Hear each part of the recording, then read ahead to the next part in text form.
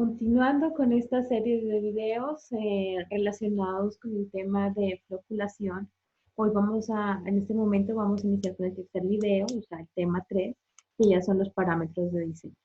Nosotros en esta asignatura pues vamos a diseñar un floculador hidráulico, ¿sí? Entonces nos vamos a enfocar básicamente, en los parámetros de diseño de este tipo de floculadores. Debido a que, como ya les he dicho, pues es uno de los más recomendables para nuestro medio, para las poblaciones rurales. Sin embargo, ya los otros tipos de floculadores ya exigen otro tipo de parámetros, ¿sí? Para nuestro proyecto vamos a analizar los floculadores hidráulicos. Entonces vamos a analizar los parámetros. Entonces, los principales parámetros es primero la forma como se hace la agitación, o sea, si es forma hidráulica o si es forma mecánica. Nosotros acá ya de entrada definimos que va a ser hidráulica.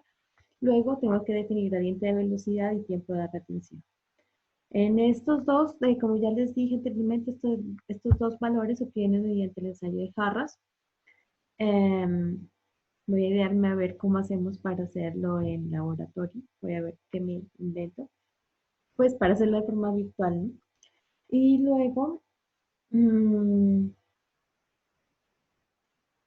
igual el tiempo de retención. Otro parámetro, aparte de los que vimos anteriormente, es ese tema de las pérdidas de carga. Yo les había dicho que esa H, ¿sí? Esa H es esa pérdida total que va a tener el sistema, ¿sí? Es la suma de las pérdidas que van a tener tanto por fricción como por cambios en el sentido de flujo, como por ensanchamiento ensanchamiento y contracción.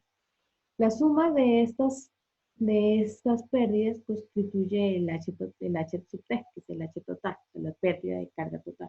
Y eso obviamente me va a dar lugar a obtener el H que yo tengo que poner acá en la parte inferior de la pendiente.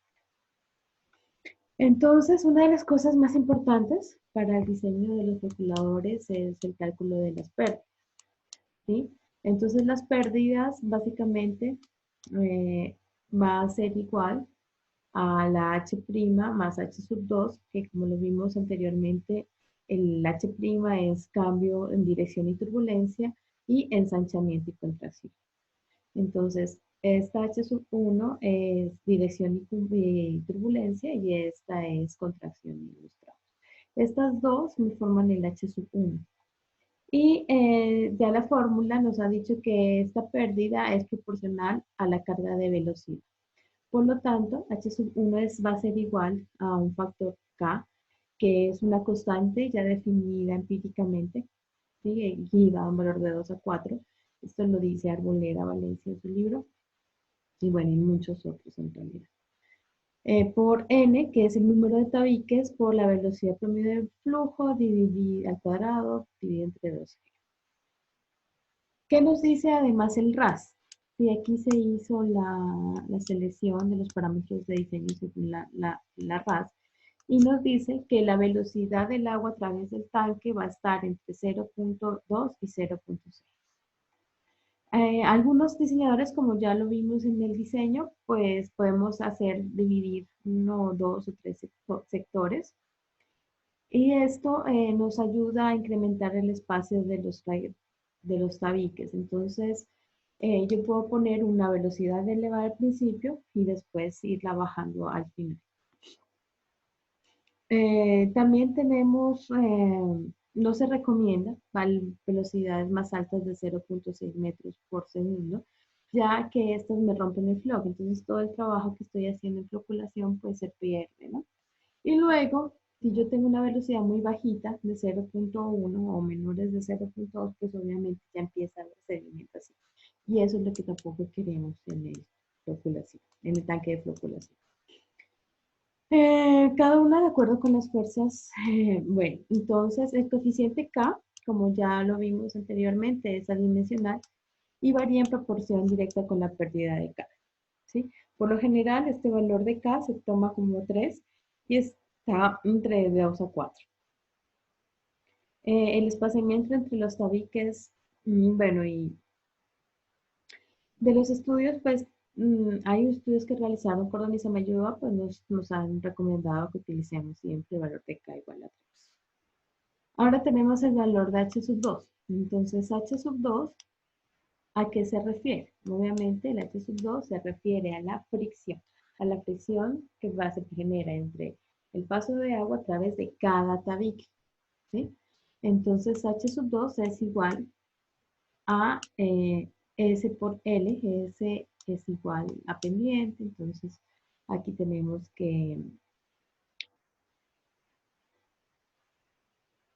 la ecuación en donde H sub 2 va a ser igual a B por M dividido por el radio hidráulico a la 2 tercios al cuadrado por L, ¿sí? Este valor de B ya sabemos que es igual a Q por A, entonces este es el caudal que va a estar en la sección transversal de cada uno de un sistema de floculación. O sea, un sistema es la placa y o sea, la distancia entre placas es un sistema de floculación. Después, la sumatoria de todo se hace el sistema. ¿Sí? Entonces, bueno, el caudal dividido entre el área y el radio IR es el radio medio hidráulico, que es igual a dividido entre el perímetro mojado. Como estamos trabajando, pues averiguando la fricción, la pérdida por fricción, pues utilizamos el coeficiente N, que es el coeficiente de Manning. Si son placas, dependen del tipo de donde ustedes saben, depende del tipo de material. Entonces usamos superficies de cemento 0.03 y asbesto cemento, que eran las que anteriormente se utilizan en el 0.02. La pérdida de carga, H sub 1, es la que predomina y sí puede presentarse hasta el 90% de la pérdida total. La suma de pérdidas constituye la pérdida total. O sea, H sub T va a ser igual a la pérdida por fricción y la pérdida por fricción y la pérdida por todos los cambios de dirección y aditamentos. Ahora, un parámetro de control de chequeo de los floculadores es el gradiente de velocidad. Déjenme chequear aquí una cosita. Ahí está. Un tema importante es el gradiente de velocidad, ¿sí? El gradiente de velocidad se define, ¿sí? El gradiente de velocidad está directamente relacionado con la potencia de floculador en floculadores, en floculadores mecánicos. Sin embargo, en floculadores hidráulicos la potencia disipada, ¿sí? Se calcula mediante la siguiente fórmula, donde la potencia que se disipa en el sistema va a ser igual al ρ por Q por delta H y por B, donde B es igual al volumen, el ρ es la densidad del agua, caudal, y delta H son las pérdidas totales, este H sub T que vimos anteriormente. Al final, reemplazando el volumen por área por L y Q por área por velocidad y haciendo los respectivos despejes, llegamos a la ecuación en donde la potencia disipada es igual al ρ por B y por delta H dividido entre L.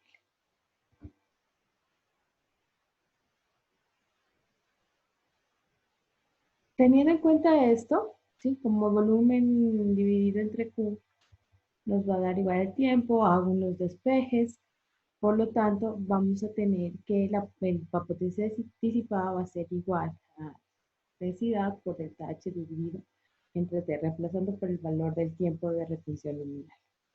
Con esta ecuación ya formulada, ya podemos generar el gradiente de velocidad. Entonces, el gradiente de velocidad está compuesto por la potencia disipada, es igual a la raíz de la potencia disipada, dividido entre mu, que es la viscosidad, por B, que es igual al volumen, ¿sí? O también, ya en términos de tiempo, es igual a G por delta H, ¿sí? Por B y por T, que es igual al tiempo de retención. Este gradiente, ¿qué nos dice la normatividad? Nos dice, la RAS nos dice que tiene que estar entre 20 y 70, ¿sí? Y el tiempo y este T tiene que estar entre 20 y 30 minutos. Y estos pues obviamente se determinan a partir de las pérdidas de carga y la longitud de la trayectoria del flujo. Entonces, esos serían como los parámetros de diseño y la modelación matemática de los calculadores. Ya en el próximo capítulo ya vamos a ver el diseño de los calculadores. Los calculadores horizontales están compuestos por, esta es la vista en planta, ¿sí? Entonces, por un ancho va a tener un largo. Miren que aquí está la descripción de cada uno de los baffles, ¿sí? Entonces, cada una de estas secciones es un calculador prácticamente, y ya la sumatoria de todos ellos me va a generar el calculador total. Entonces, ¿qué más tenemos? Van a estar compuestos por los baffles y por la longitud del baffle, por el espaciamiento entre ellos, por la distancia desde el baffle hasta el borde del muro, por la longitud del ensanchamiento de la placa o baffle, ¿sí?